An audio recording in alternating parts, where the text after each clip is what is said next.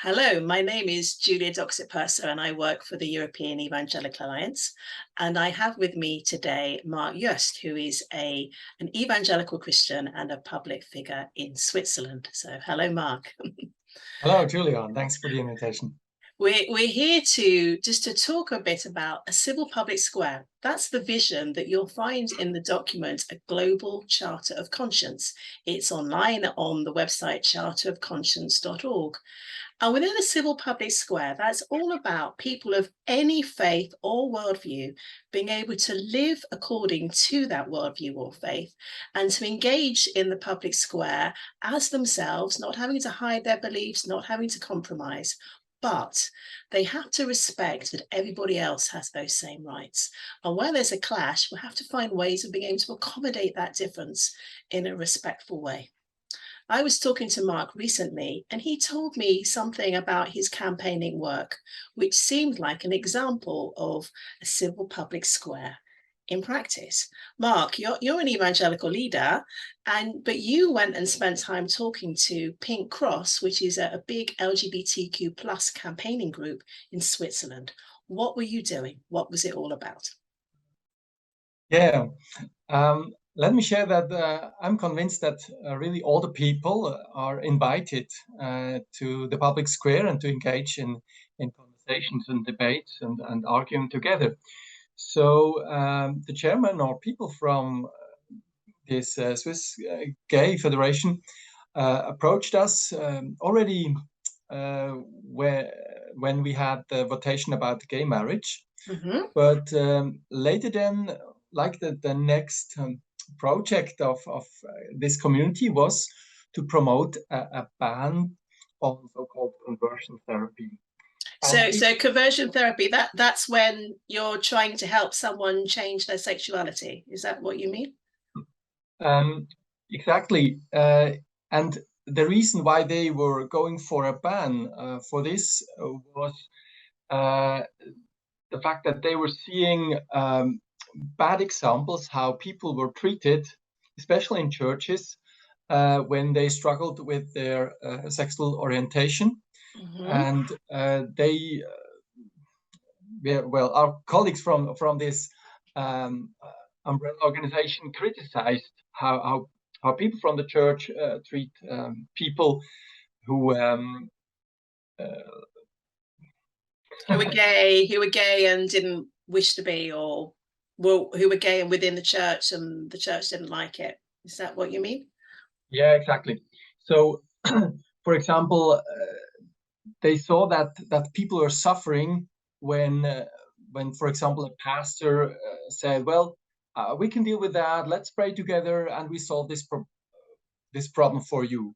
Mm-hmm. And I mean, this critique has a part of it that is right, and me as an evangelical Christian, I see the problem in a ban in a society that should be free and liberal for everybody. And we have people in our community that say, "Well, I have a conflict with my sexual orientation, but I want to deal with it, and I want to go on in this way, and I don't live out what my orientation is." So that was all about. So Pink Cross wanted to ban all conversations and prayer to do with changing people's sexuality, whereas you were saying, no, a ban's not fair. It must be possible for, say, a faith community to offer prayer and support, and also an individual who wants that support should be able to have it. That's what your position was. So this question, what do they mean exactly, brought us in touch with each other. Okay, so you talked, rather than shouting, you talked. Yes, after debate in television, the chairman approached me and said, "Well, you struggled with this issue and with this ban, and you did a great job, but let's talk about it." I was glad about this opportunity, and so we we had a meeting, not only him, but a board member of them and a colleague from our society, from our community. And we had a good conversation about what is the goal of this ban that you wish. And they asked us, why do you have a problem with a ban if it's so hurtful to the people? So all of us could express our convictions of ethics. We could share with each other what were the failures maybe in our community, but what is maybe the bad side of a ban for a person that needs support and help in this situation. So and I think it was a good opportunity to have this conversation of opponents in a society where normally these opponents don't really get in touch and in conversation, but rather talk to each other by media. And that media portrayal of relationship between Christians and the gay community can be very, very strong. And there isn't a lot of dialogue and listening to one another. Yeah, there is not often that these opponents really get in touch and speak with each other. Because I think in doing this and really use this public space would then maybe help to find better solutions. Because we agree that there is work to do for example, in the church community, but in the society as a whole, with this situation of conflicts with the sexual orientation. But we think there are better solutions like prevention or teachings about what's the situation of a person with this challenge, and what's the best help. And so we really find an agreement that we should work together on finding the best solution. Wow. So Pink Cross understood the freedom of conscience concerns of the evangelical community. They understood, and they want to try to find some solution. And yes, they did, and this was very much appreciated from our side. And we, on the other side, say, well, it's the right for everybody. So it's the LGBT plus community's right to lead this debate and to propose, for example, a ban. But then we can challenge this and say, no, this is not the best solution for our society. And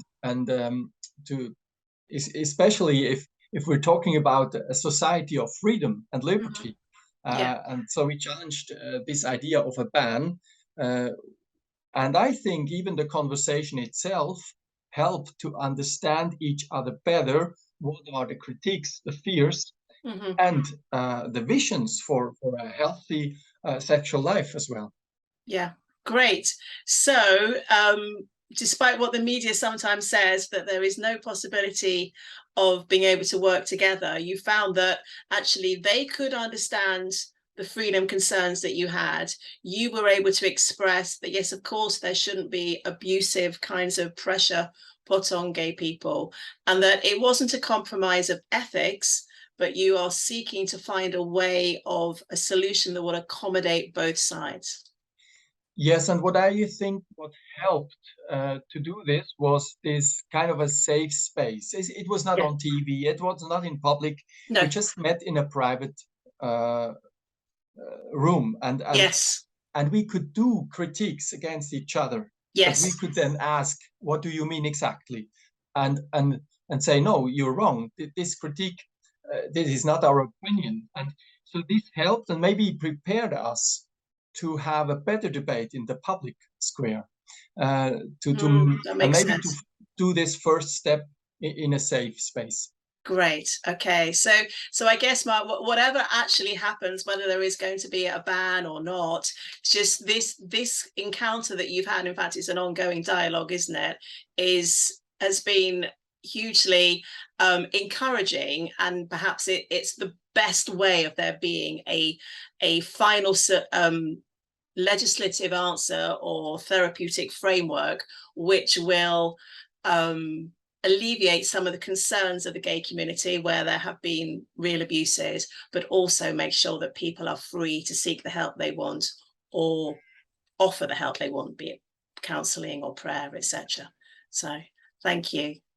Yeah, thank you. And I think it shows as well that it is possible to disagree. Yeah. But to disagree and be in the debate in a continuing conversation in a respectful and fair way together.